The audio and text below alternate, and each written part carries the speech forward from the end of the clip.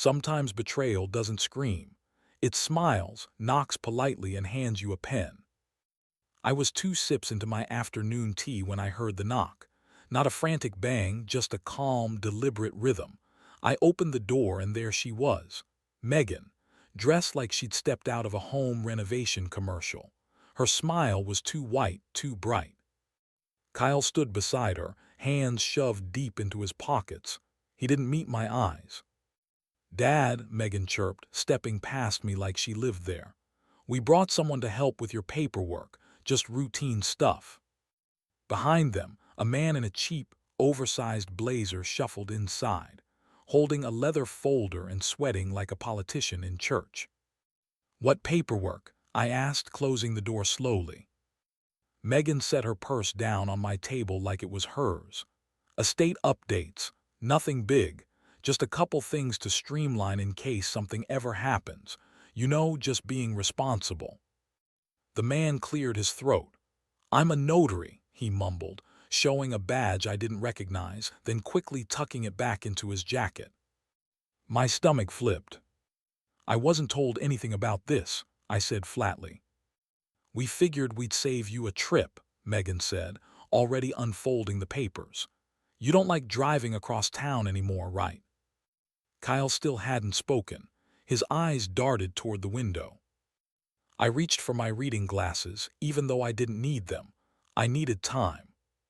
"What's this here? Durable power of attorney?" I asked, tapping the heading. "Just a formality," Megan said too quickly. "It just makes it easier to handle things for you. Banking, property maintenance, legal stuff." "Funny," I muttered. "I didn't realize I needed managing." Megan's smile twitched. "We just want to help." Kyle looked at the floor. I skimmed further. Transfer of title, access to accounts. My heart pounded. I kept my face blank. "I'll need to look this over," I said. "Maybe run it by Helen."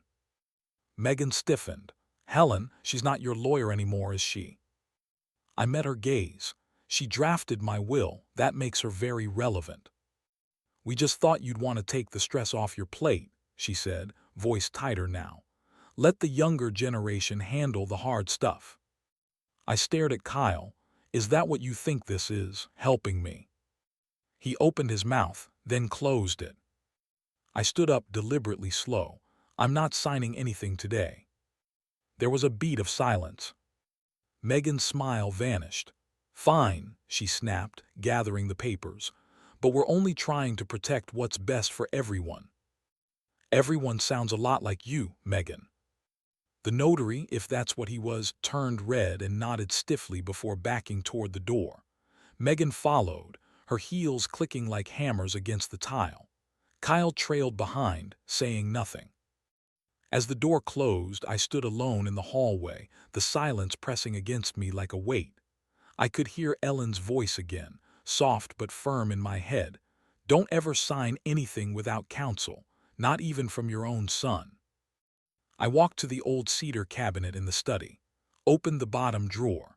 There, tucked behind photo albums and dusty holiday cards, was the manila folder Ellen had labeled, "House Deed plus Will Originals." I pulled it out with trembling fingers. Her handwriting stared back at me like a lighthouse in fog. Ellen had prepared for everything, even this. I sat in the armchair, paper in one hand, a scotch in the other, and stared at the wall for a long time. They thought I was easy to corner. They thought age dulled the mind. They were wrong. If you're reading this or listening, and you've been dismissed, silenced, or underestimated, don't let them write your ending. You hold the pen. They don't take everything at once. First, they move your chair.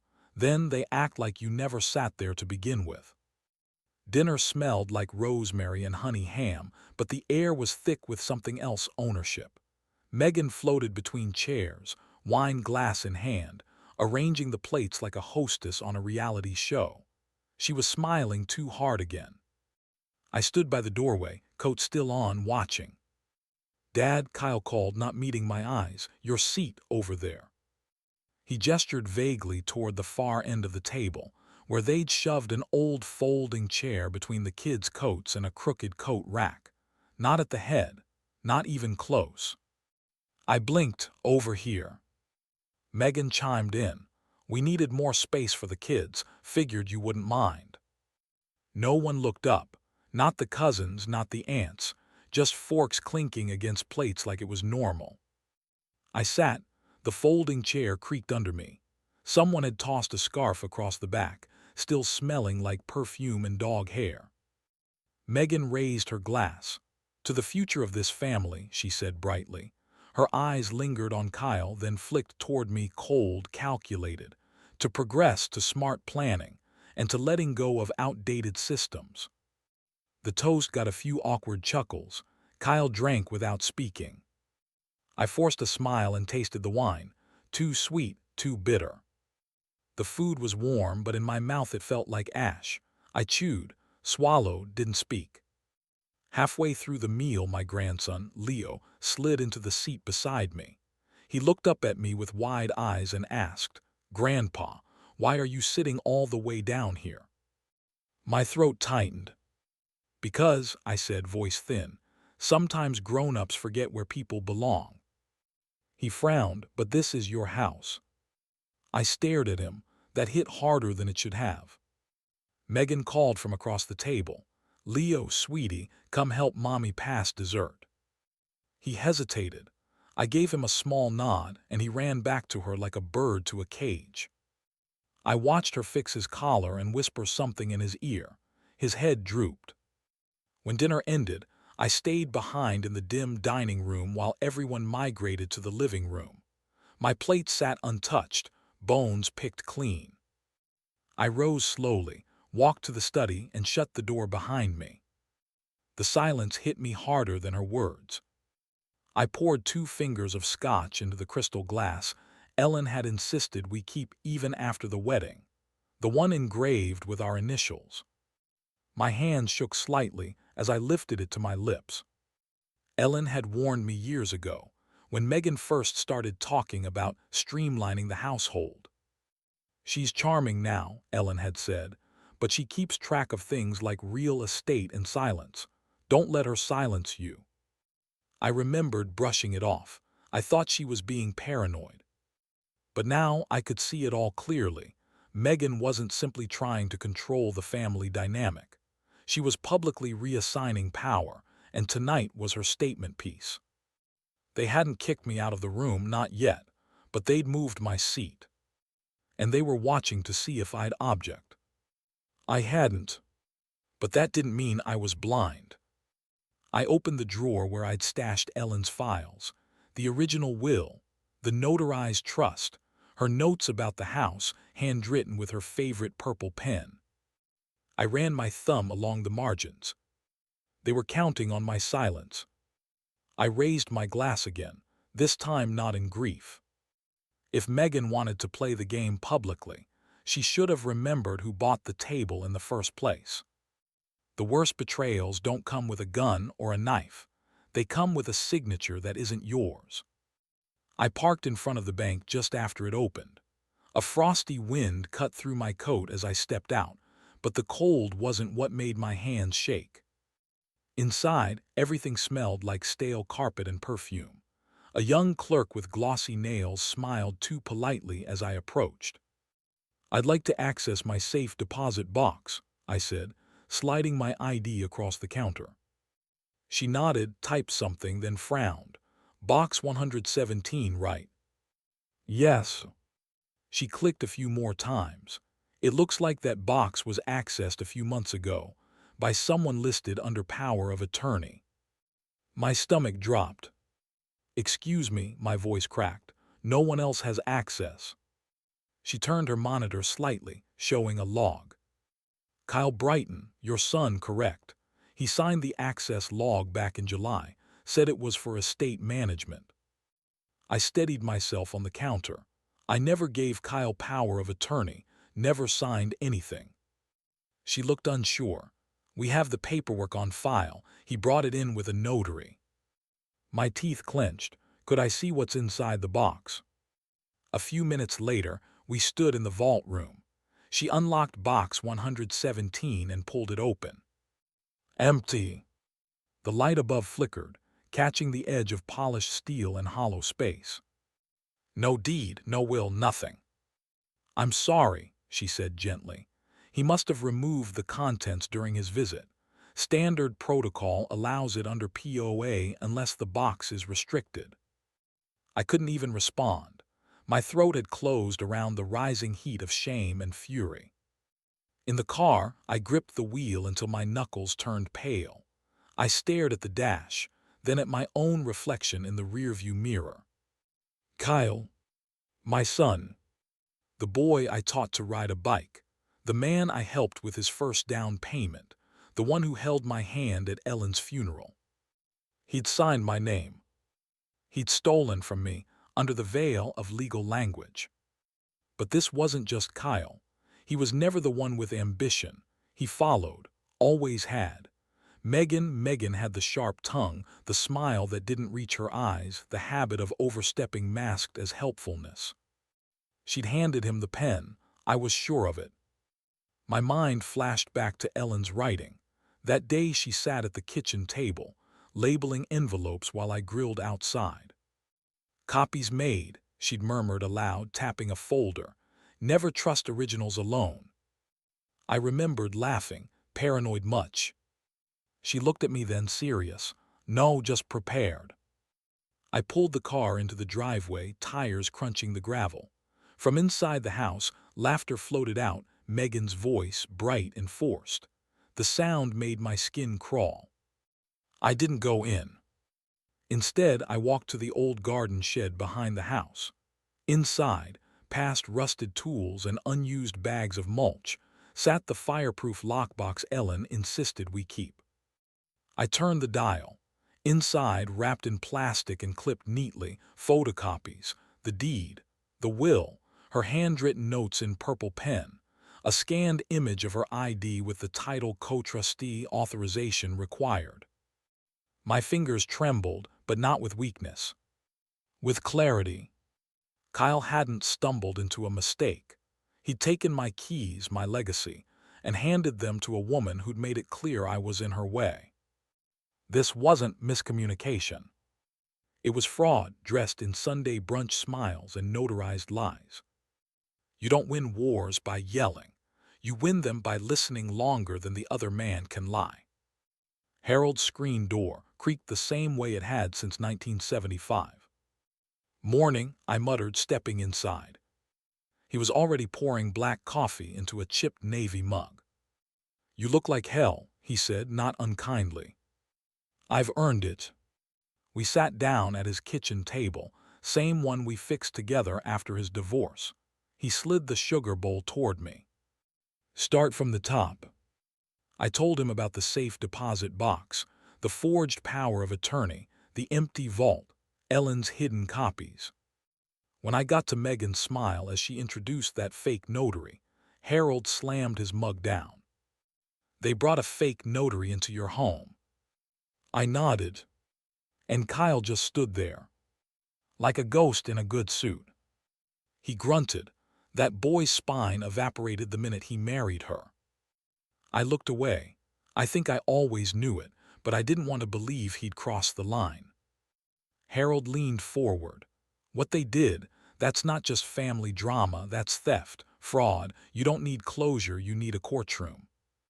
He stood and disappeared down the hallway. I sipped my coffee and stared out the window. Across the yard, the garden Ellen used to love had gone wild, untended, choked by weeds. When Harold came back, he carried a yellow notepad and a small tape recorder. I want you to say it all again, he said, every detail. I blinked. Why? Because the day will come when you'll need to recall everything, and when that day comes, we won't be relying on memory. I stared at him. You believe me? He shot me a look. Of course I believe you. I was there the first time Megan tried to cut you out. What? He flipped open the notepad. 2 years ago, at the 4th of July barbecue, she pulled me aside, asked if I thought you were losing clarity, said she was worried about the stress of aging. Wanted my thoughts on if you might benefit from limited responsibility. I felt my stomach lurch. She was laying the groundwork. Like a spider, I sank into the chair. The air felt heavier. She's been planning this for a long time. Harold nodded. You ever notice how she always speaks for Kyle, always finishes his sentences? She doesn't want a husband, she wants a puppet. And now she wants a house. I looked at him. You're sure you're up for helping me with this? He smiled slow and wide. You still think I'm retired? I've got more fire in me than they know. Then he leaned in. We'll get your lawyer. We'll get a forensic handwriting expert. We'll track that notary. If he's real, we'll subpoena. If he's fake, we'll expose. I swallowed in Kyle. Harold paused. If he wants redemption, he can earn it, but don't give him a free pass. I stared at the floor. My boots were scuffed from packing. I raised a man I don't recognize. No, Harold said. You raised a man who forgot who you were. That's different and fixable, but not before Megan learns she picked the wrong old man to corner. I reached into my coat and pulled out Ellen's folder, set it between us. He opened it slowly, nodding with every page. You know what this is? He asked. I shook my head. A map, one that leads back to justice. Sometimes the worst betrayals don't come with yelling. They come with scrambled eggs and polite smiles. Megan invited me over for breakfast the next morning. It was framed as a family sit-down. Harold raised a brow when I told him. She's planning something, he warned, voice low. They don't feed you when they care. They feed you when they want you docile. I still went, not because I trusted her, but because I wanted to watch her try. The table was already set when I arrived. Megan greeted me with a grin too sharp to be genuine. Dad, she said brightly, we made your favorite. Scrambled eggs, rye toast, little bit of jam. Kyle avoided my eyes as he poured orange juice. His hand trembled slightly. I sat at the table, my old seat, the head, but Megan pulled out a chair across from me. Sit here, please. We're rearranging the flow of the room. I moved silently. She laid a folder in front of me, vanilla-colored, thick with paper. Kyle cleared his throat. We've been working on some estate streamlining, just to make things easier, cleaner for the future. I stared at the folder, didn't touch it. Megan sipped her juice.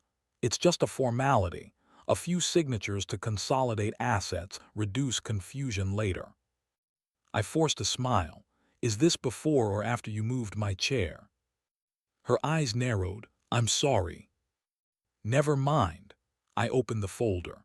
The first page looked familiar, deceptively simple, but buried in the middle, I spotted it, a clause that quietly transferred authority to Kyle as sole trustee. Power of attorney, full fiduciary access, and asset management. I read aloud flatly. Kyle shifted. It's for efficiency, Dad. We'd still run everything by you. Megan's voice snapped. It's not like we're taking anything. We're protecting the estate. I glanced at Kyle. And you're okay with this? He blinked. It's just smart planning. Megan chimed in. You've always said you trust Kyle. They count on the silence. They count on your need for peace. I leaned back. What about the notary from Sunday? Megan froze. What? That man you brought here. The one with the cheap cologne and no credentials. Kyle stammered. He was official. I shook my head. He never showed ID, never signed the register. I called the bar. He's not listed. And the notary he claimed to be died 3 years ago. Megan's smile faltered. Well, maybe the paperwork was outdated. I closed the folder slowly. Maybe. She leaned forward. Are you refusing to sign? I looked at her, not with anger but with clarity.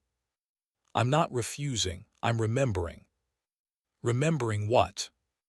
I stood, that my wife had a name for women like you, smiling knives. Kyle stood, palms raised. Dad, we just want to help.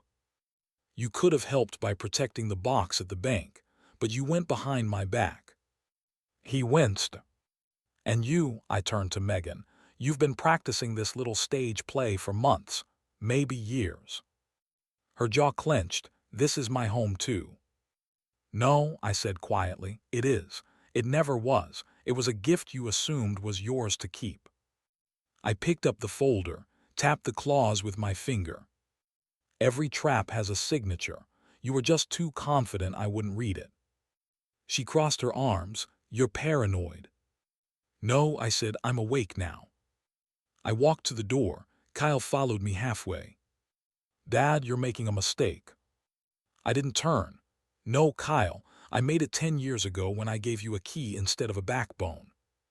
Outside, the sun was starting to break through the morning fog. I slipped the folder into my coat and pulled out my phone. "Harold," I said into the receiver, "you were right. They fed me to soften the blow." "What you do?" "I took the blow, and I brought the evidence." When the people you raised turn on you, your memory becomes your last line of defense. And my wife, she saw this coming before I did. I sat in Harold's kitchen, the cheap folder from Megan still unopened in front of me. The smell of burnt coffee lingered in the air. I wasn't drinking it, just holding the warmth like a shield. Harold scraped butter across toast. "You look like a man who just dodged a bullet." "No," I said. "I think I caught it, just didn't let it kill me." He nodded slowly, then gestured toward the dusty banker's box he'd helped me carry down from his attic last week. "You said Ellen kept backups." I exhaled, pushing my chair back. She always had a backup for everything: birthdays, bills, legal files, even recipes. We opened the box on the living room floor. The cardboard creaked like old bones. Inside were neatly labeled folders, her handwriting still precise, still calm. Deed, original copy. Will, dual signature. Trust clause, exptions. I swallowed hard. Her voice filled my head. "Never trust the first version, sweetheart. Paper lies, ink betrays." I pulled the deed copy folder free. Inside was a notarized photocopy, time-stamped, stamped by a verified third-party notary from the county, dated 2 years before Kyle and Megan's visit to the bank. Harold whistled. "That's the original, all right, and notarized by someone who's still alive." "Alive and practicing," I muttered, "unlike the dead man Megan said signed their copy." I found another folder beneath it, voice memo house file. There was a small USB recorder taped to the inside flap. I clicked it on, static, then Ellen's voice, calm, clear, patient. "If anything happens to me and someone tries to alter the estate, you'll need this, darling. You and I agreed. Kyle gets nothing without both our names, and absolutely nothing if he lets her put her claws into it." Harold crossed himself. "She recorded this." I nodded. She knew Megan. The dead have a way of speaking louder when the living try to bury them. I transferred the files to my old laptop. Harold handed me a fresh USB. I copied the voice file, the scanned deed, and the scanned will, then another USB, then another. "3 copies," I said. Harold grinned. "Redundancy, that's military thinking." "No," I said, "that's Ellen thinking." Later that afternoon, I drove to the county assessor's office. I asked for a copy of the current property record. The clerk printed it out, blinking at the screen. "Says here you're still listed as co-owner with Ellen. No recent change. But there was a flagged attempt last month, blocked for lacking proper documentation." I raised an eyebrow. "Flagged by who?" She checked her screen. "Looks like the office flagged it because the notary ID was invalid." I smiled quietly. "Thank you." That evening, Harold handed me a glass of scotch. "You know," he said, "they think they're winning. They probably think you're just sulking somewhere." "Let them," I said. "It's the best camouflage." He paused. "You ready to make noise yet?" I looked down at the copy of Ellen's voice memo, now labeled and secured in my inner coat pocket. Then at the 3 USBs, each slipped into separate envelopes. Not yet, I said. I want her to walk straight into the wall, face first. You can't stop betrayal with anger. You stop it with receipts, the kind you don't show until the room is full. The last thing I did that night was tape one of the USB drives to the inside of an old copy of Ellen's cookbook, 1998 edition. Then I tucked it under my mattress, right where she used to hide Christmas gifts. Just in case. A lie isn't dangerous because it fools others.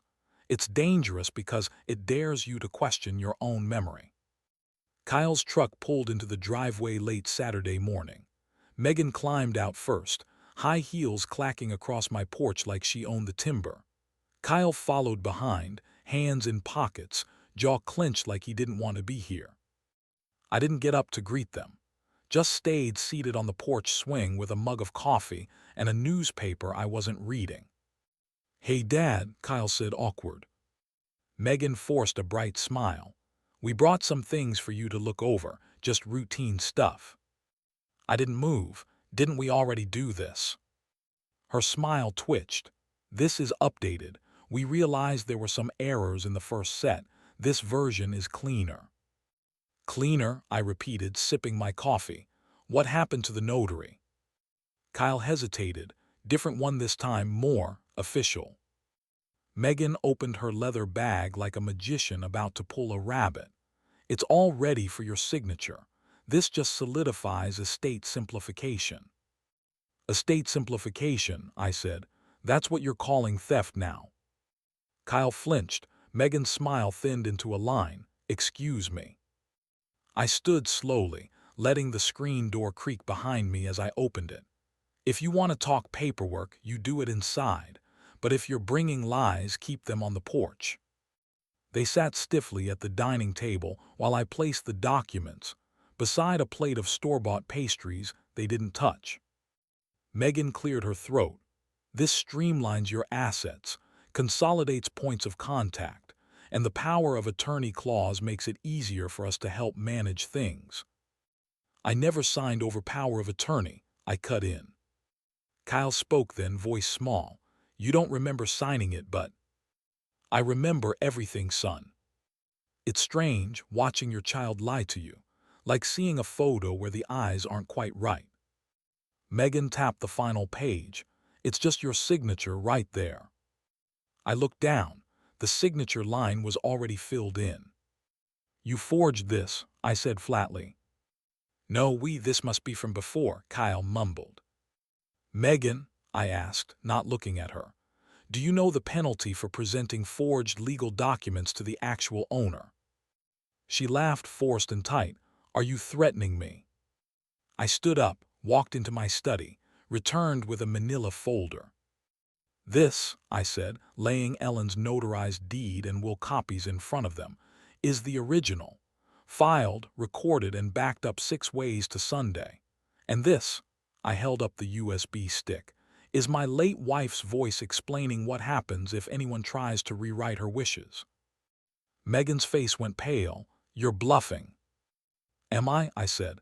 "You can ask your first notary." "Oh wait, you can't. He's been dead 5 years. Kyle finally cracked. "Megan, we need to go." "No," she snapped. "He's bluffing. He's trying to guilt us." Kyle stood. "I said we need to go." She looked between us, weighing something, then shoved the updated documents into her bag and stormed out the door. Kyle lingered for a second. "Dad." I didn't soften. "You knew better." He looked down. "I didn't think it'd go this far." "You didn't think at all. You don't lose your children all at once. You lose them the moment they decide your worth is negotiable." I closed the door behind them, locked it, and walked back to the study. Harold had been right. Let them think you're weak. Let them underestimate you. I picked up the phone. "Harold," I said, "we're past patience." "Good," he replied. "You ready to bring in the lawyer?" "I already did," I said. "She's waiting." Sometimes justice doesn't arrive with a gavel. Sometimes she brings tea and sits beside you on a garden bench. The morning air was thick with the smell of wet earth. I stood by the rose bush Ellen used to trim every Sunday, the one that bloomed late and stubborn. The wind carried the creak of the gate as it opened softly. Helen stepped through it like time hadn't touched her. Same steel-gray eyes, same calm presence. Only now, her briefcase replaced the Bible she used to bring when she'd visit Ellen in hospice. "You still have her rose bush," she said, nodding at it. "She'd haunt me if I let it die." Helen smiled faintly. Ellen used to say, "Anything worth keeping needs pruning first." I never knew if she meant people or plants. "Both," I muttered, motioning to the bench. "Sit. I've got recordings, photocopies, and fire in my blood." We sat side by side, no pleasantries needed. I handed her the USB. "Megan tried a fake notary last week, pushed me to sign over everything, again." Helen plugged the USB into her tablet, scanning files quickly. She paused when the audio began. Megan's voice spilled out. "We'll keep the old man in the garage until spring. Once it's finalized, the house is ours. He's too senile to fight it." Helen's brow twitched. "She's an amateur," she said, "but dangerous. Arrogance always underestimates paper trails." "I never gave power of attorney," I said. "Kyle accessed the safe deposit box anyway. Bank has it logged." "Forgery," she confirmed. "Bank might argue immunity, but they'll cooperate, especially if we rattle the cage. I want it clean, no spectacle, just truth." There's a difference between revenge and repair. I wasn't looking to ruin them, just to reclaim what they buried me under. Helen reached into her bag and pulled out a folder. "Here, what we'll do. Civil suit for fraud, breach of fiduciary duty, and elder financial abuse. The state takes that seriously, even if your son's spine doesn't." She handed me a blank form. "Statement of intent. You sign this, we move, quietly until it's not." I stared at the form. "Do you want me to say it for you?" she asked. "No," I said, throat thick. "I've been quiet too long." As I signed, a bird landed on the fence. A blue jay, loud, intrusive, watching us like it owned the damn garden. Helen chuckled. "You know what that is." "Besides rude." "It's a signal bird. In folklore, they appear when you're about to speak something you can't take back." I looked up at the bird. "Good." She closed the file and leaned back. "I always wondered, why didn't you call me sooner?" I rubbed my jaw. "Shame, pride, take your pick." Helen didn't press. She just nodded. "Ellen made me promise something. If you were ever silenced, I was to raise hell on your behalf." I blinked. "She said that." "She left a note. I'll show you one day, but for now you're not alone. Grief is heavy. Betrayal is heavier, but being believed, that's light enough to lift you back to your feet." She stood and brushed off her coat. "I'll file by Friday. They won't see it coming until they're served. I want you in the room when they are." Helen smiled. "Oh. I'll be front row." She walked back through the garden, past the rose bush. At the gate she paused. "Trim that bush next week, will you?" I nodded. She didn't turn around. "And when it blooms, that's when they'll fall." They always thought Sunday was their day. Brunches, mimosas, laughter I was no longer invited to. This time, the table had a different kind of toast waiting. Helen called it strategic timing. She had a flair for that sort of thing, surgical revenge wrapped in legal paperwork. "They'll be relaxed," she said, "comfortable, arrogant." I waited across the street from the bistro in Harold's old Ford. Worn seats, the smell of motor oil and old cigars. Familiar, safe. Across the street, through the wide glass windows, I saw them.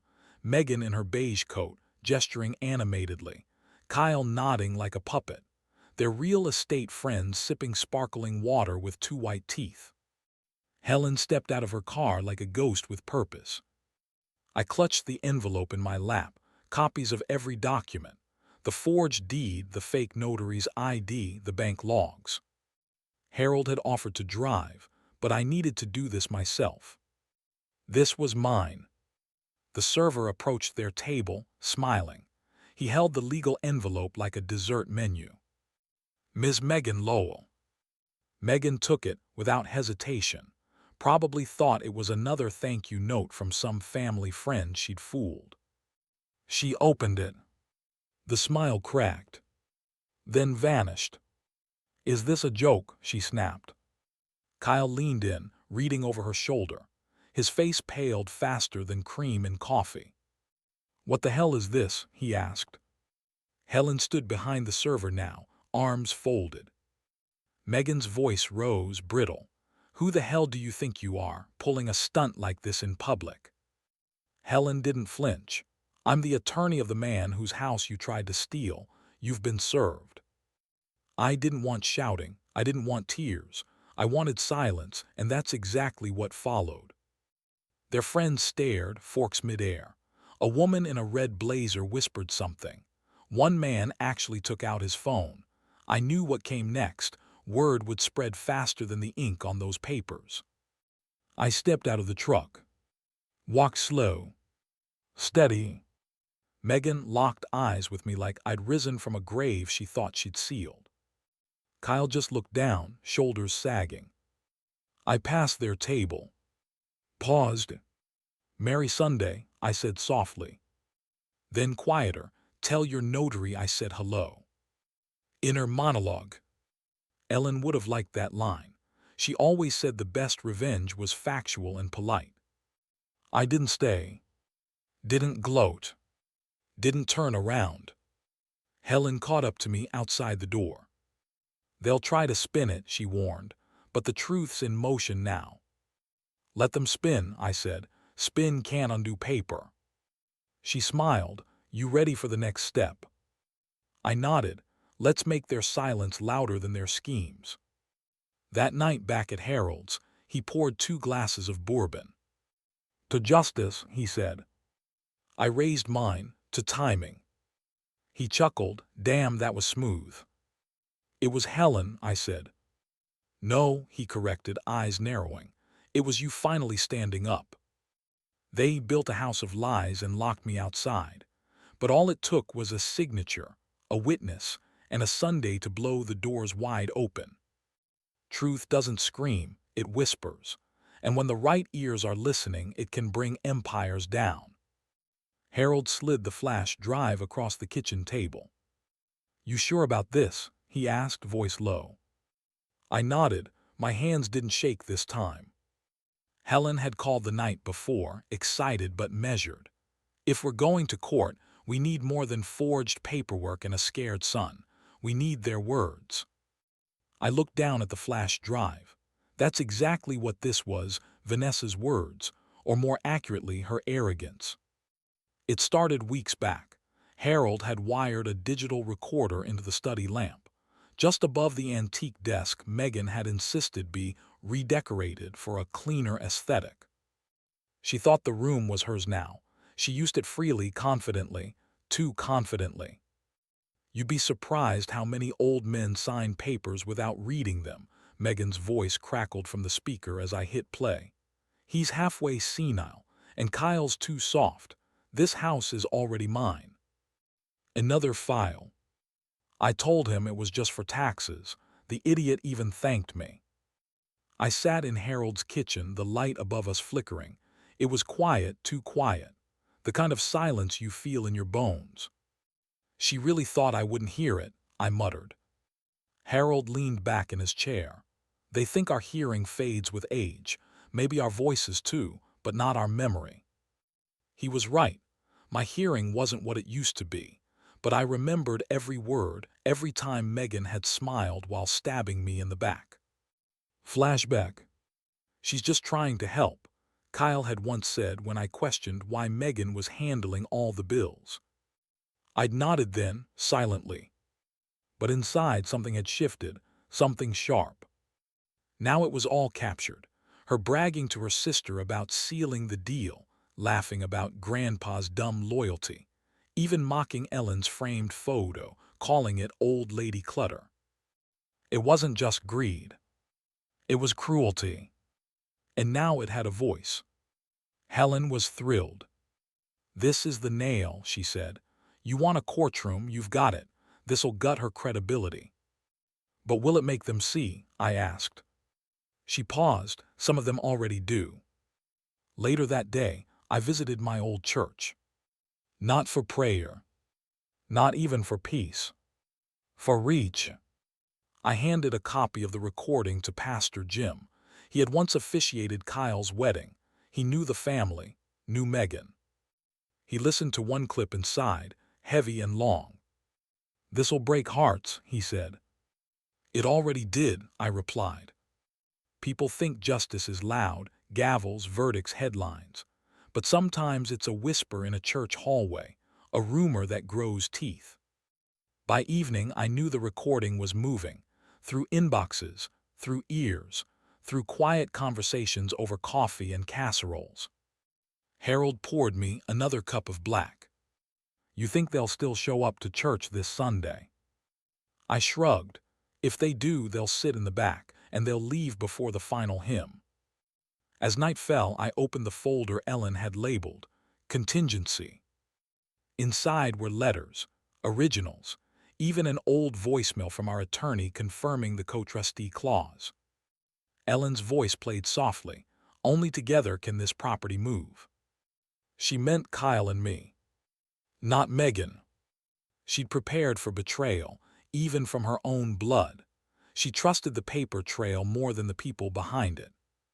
The next morning, Megan posted a photo online.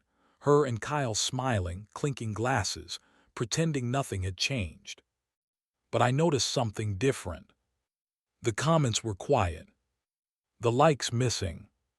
And for the first time, I saw a crack in her digital mask. Sometimes you don't have to raise your voice to be heard. You just have to let the silence do the talking. The invitation came from Kyle. A text, no emojis, just "Dinner at ours, 6 p.m. Megan wants to clear the air." I didn't reply. Didn't need to. At 5:59, I rang their bell. Not because I wanted to go, but because some confrontations deserve to happen under their own roof. Kyle opened the door, lips tight. "Hey, Dad." I looked past him. The table was set. Too many plates, too much effort, trying too hard. Megan appeared, apron tied neat, smile thinner than truth. "Glad you could make it," she said, leading me in like a guest. The head of the table was taken by Megan. She sat there intentionally, legs crossed, wine glass in hand. I took the far end without a word. Toby waved at me from his seat, eyes darting between us like he knew something was off. Smart kid. Dinner started with strained laughter. Megan served lamb, my favorite. She was stalling. I cut the meat in silence. Then Kyle cleared his throat. "So, we just wanted to say we're sorry." I kept chewing. Megan added, "Things got complicated. Estate stuff is messy. No one meant for feelings to be hurt." She said feelings, like it was something you could vacuum off a rug. I finally set my fork down. "Feelings," I said. Kyle leaned forward, eager. "Right, we should have involved you more." I turned to Megan. "You brought a fake notary to my house." She didn't flinch. "We thought you'd overreact." "That man wore sneakers and forgot his last name." Kyle winced. I continued. "Then the bank, the deed, the recording." Megan's smile cracked. "You recorded me." "No," I said. "You recorded yourself, I just pressed play." Toby looked up. "Mom, what's Grandpa talking about?" She glared at me. "Let's not do this in front of." "You already did." My voice was low, not angry, just final. They thought they were writing me out quietly. But the thing about shadows is, they remember the shape of what stood there before. Megan stood, took her plate and walked it to the sink. "I think we're done here." Kyle followed her with his eyes, then turned to me. I didn't know what she was doing, I swear. "You didn't ask," I replied. He nodded, eyes wet. "I miss Mom." I believed him. So did I. As I stood to leave, Toby tugged at my sleeve. Grandpa. Yeah, buddy. He looked nervous. Do you have to go back to the garage again? Megan spun around. I knelt to him.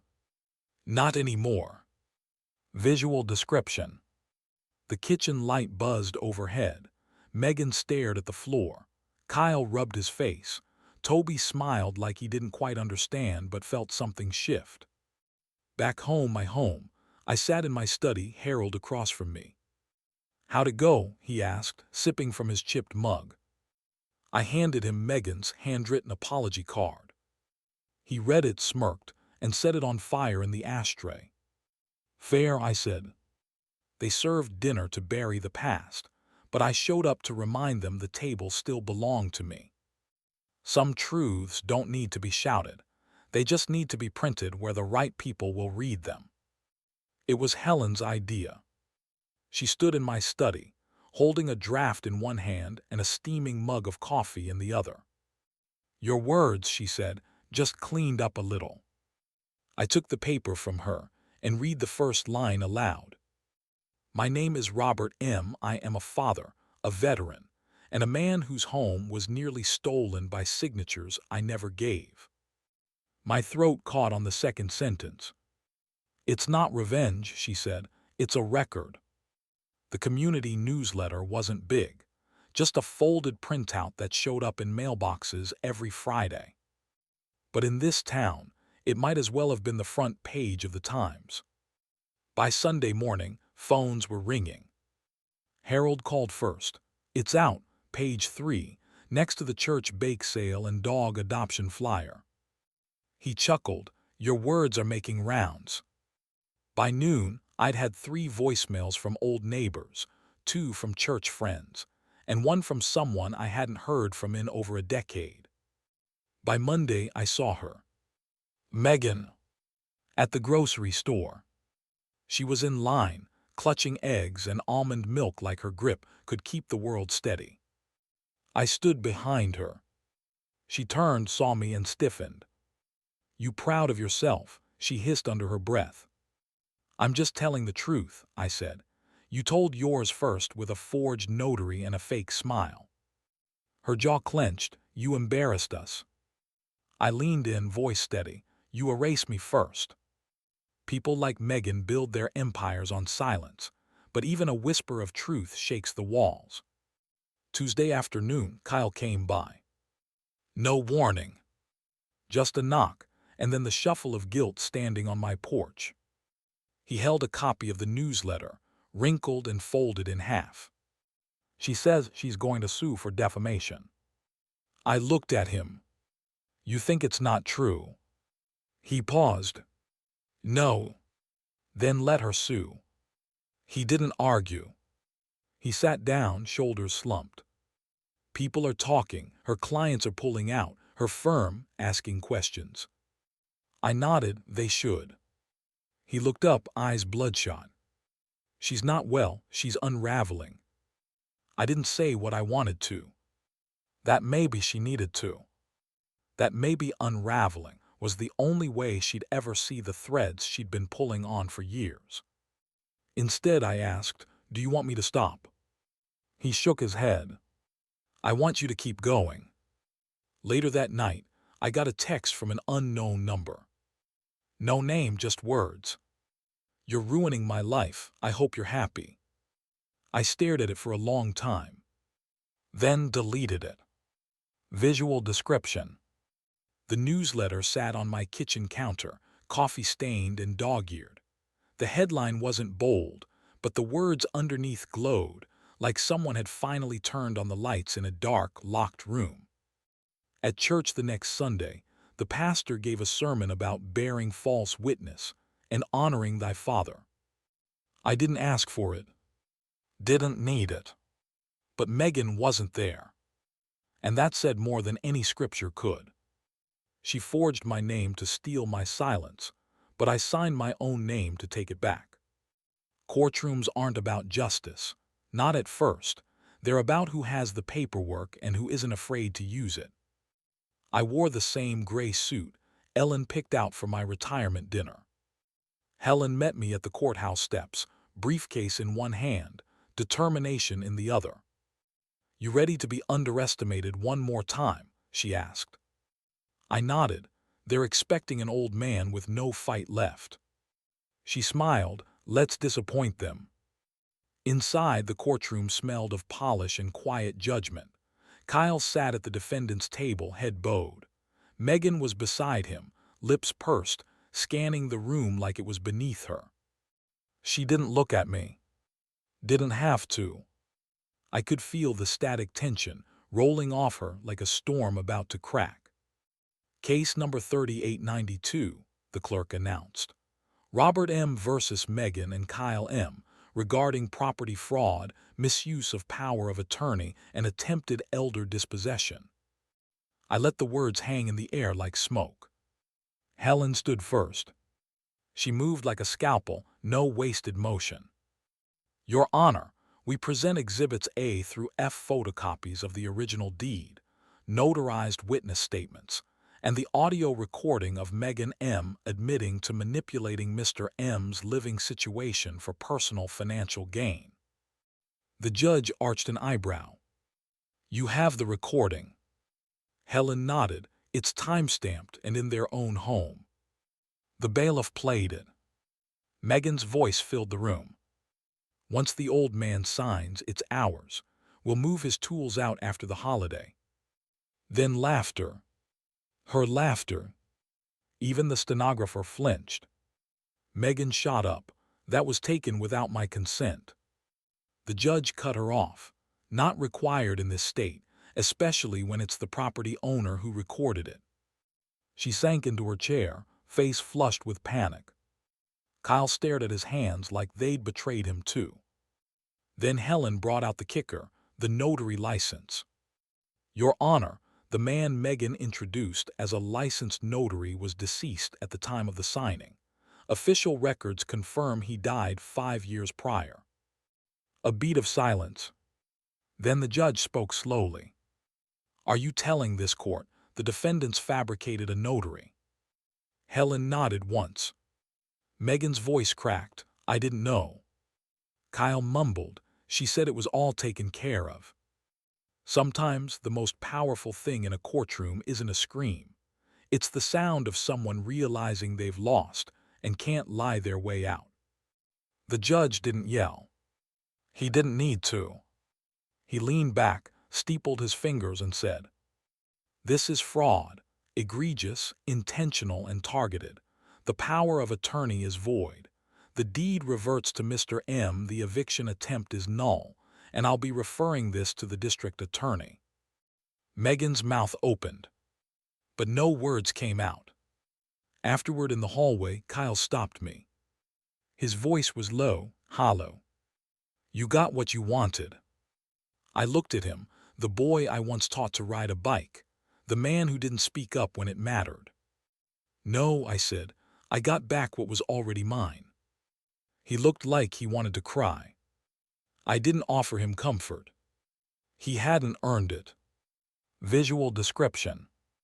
Outside the courthouse. The wind caught a copy of the court order in Helen's hand. It fluttered like a flag reclaimed, not of victory, but of survival. As we walked to the car, Helen said, "It's not over. She'll appeal, spin, maybe even play the victim." I nodded. "She can play whatever role she wants," I said, "but not in my house. They tried to make me invisible, but today, the law saw everything. Revenge doesn't always roar. Sometimes it whispers in every room they walk into, and no one wants to sit beside them anymore." Megan's downfall didn't come in one loud collapse. It came in pieces, quiet, sharp, and public. The morning after court, Helen forwarded me the press release. "Local woman accused of forging notary for elder property fraud." Her name wasn't in bold, but it was there, clear as day. Megan M., former financial planner, under investigation, license suspended. I didn't print it, I didn't need to. By noon, the article had made it to every local email thread, community group, and lunch table. Even the church bulletin posted it with prayers for all involved. That evening I sat on the porch, not in exile, not in a garage. My porch, my chair. Harold pulled up in his truck, still chewing a toothpick. "Thought you'd like to see this," he said, tossing me a folded paper. It was a screenshot from Megan's firm's website. Her name had been removed. "Quiet, ain't it?" he muttered. I nodded, like a storm after it swallowed its own thunder. The calls started 2 days later, not to me, but to Daniel. Clients, friends, a few board members from the housing committee. Asking questions. Was this your wife? Why did your father need to go to court? Did you really try to evict him at Christmas? I saw Daniel at the grocery store a week later. He didn't notice me at first, but the bagger did. "Mr. M," she smiled, "heard you won." Daniel turned, his face pale. We locked eyes. He lowered his gaze. I didn't say a word. Shame has a way of doing what anger never could. It silences people into remembering who they were before they let themselves become someone else's pawn. Megan's friends stopped visiting. The couples she used to host for dinner stopped replying. Even her sister, the one she bragged to on the recorder, unfriended her on every platform and told the PTA she was unavailable. Word spread. She wasn't welcome at the spa anymore. Her Pilates instructor canceled due to limited capacity. And her realtor license, gone, revoked without ceremony. I heard from Helen again. "She's trying to file for separation," she said. "Says Daniel failed to protect her." I nearly laughed, but it wasn't funny. "She protected herself right out of a life," I said. "Seen Harold's porch dusk." Harold handed me a beer. We watched the sun bleed into the treetops. "You ever think about calling her?" he asked. I shook my head. What would I say? He shrugged. "That you saw it coming and still hoped you were wrong." I looked out over the road. Dust settled. Lights flickered on. I said enough in court. That night I received a letter. Handwritten. From Megan. I didn't open it. I didn't need to. Some silences are more powerful than any apology. Visual description.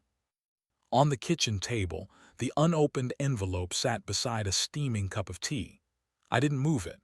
I let it sit, proof that I could walk away without needing the last word.